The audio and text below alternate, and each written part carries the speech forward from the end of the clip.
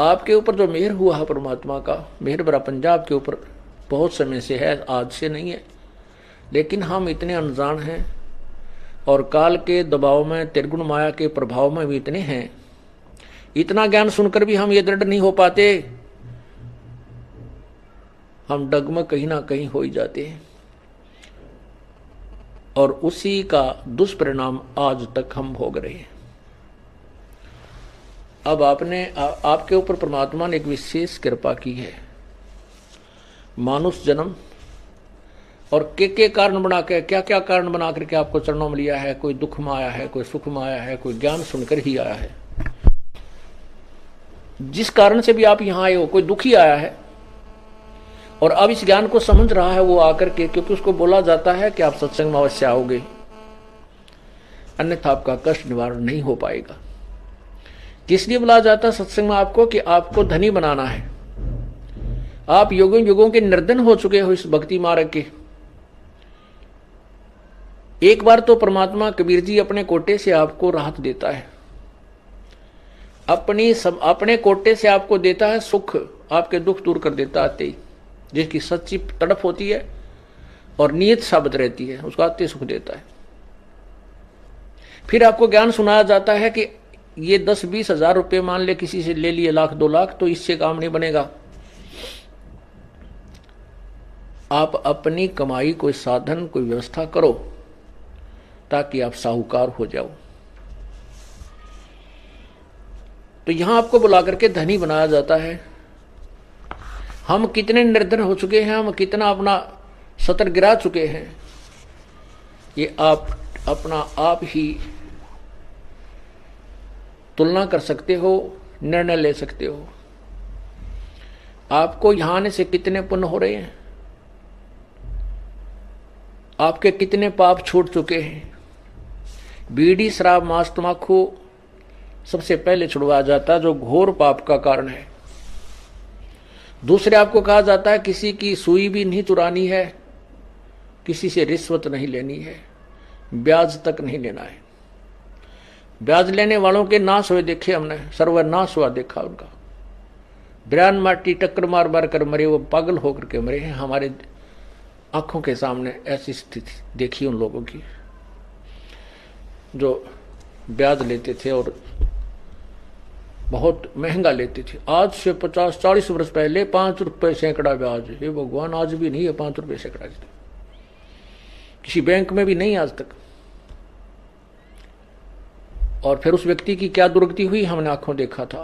पागल हो गया, टक्कर मारा, अपनी टट्टी ने अपने मुंह पर मारा, कुआं खा ले, बुढ़ापे में बुरा हाल होगा मरा वो। तो परमात्मा यह कहते हैं कि ब्याज भी नहीं लेना हमने, इन ओछे हथकंडों से हम धनी नहीं बन सकते। धनी बनेंगे परमात्मा की रजा से। परमात्मा आपको इतना धन दे देगा आप सोच नहीं सकते, और कैसे दे देगा ये भी आप नहीं सोच सकते।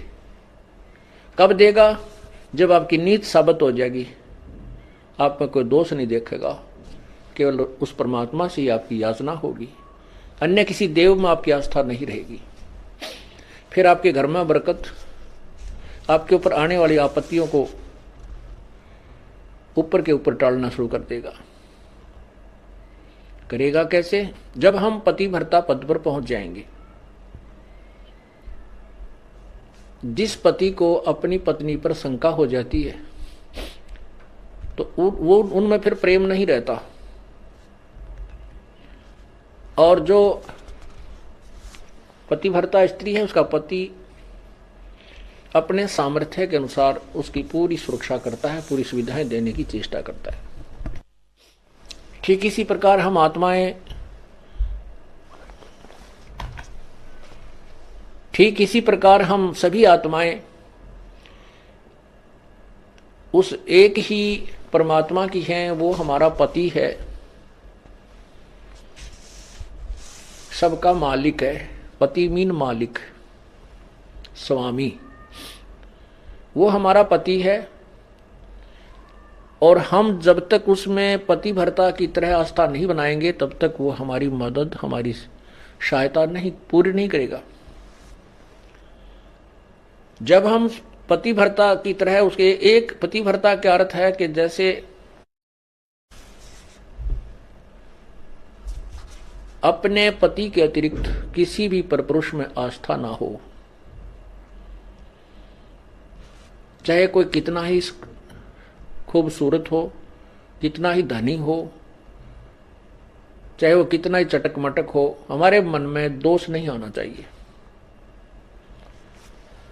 और एक अपने पति पर हमने श्रद्धा रखनी चाहिए, उसमें आस्था रखनी चाहिए, तो हम पतिव्रता। पतिव्रता का अर्थ ये भी नहीं होता कि पति के अतिरिक्त सबका अनादर करे, किसी का अनादर नहीं करना। जैसे जेठ जेठानी घर में होते हैं, जेठ है, जेठानी है, देवर देवरानी है, ननंद है छोटी बड़ी,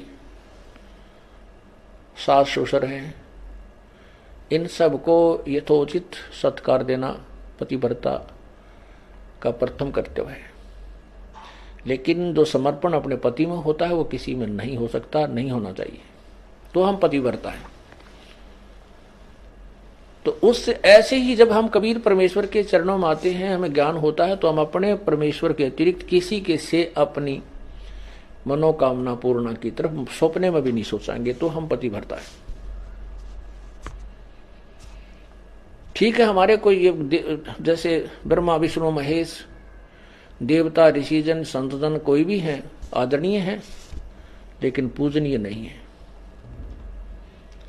जैसे पतिव्रता को अपना पति पूज्य होता है, उसी से को समर्पण करती है, तो वो समर्पण वो किसी को नहीं कर सकती, लेकिन आदर सबका करती है, वो आदरणीय है।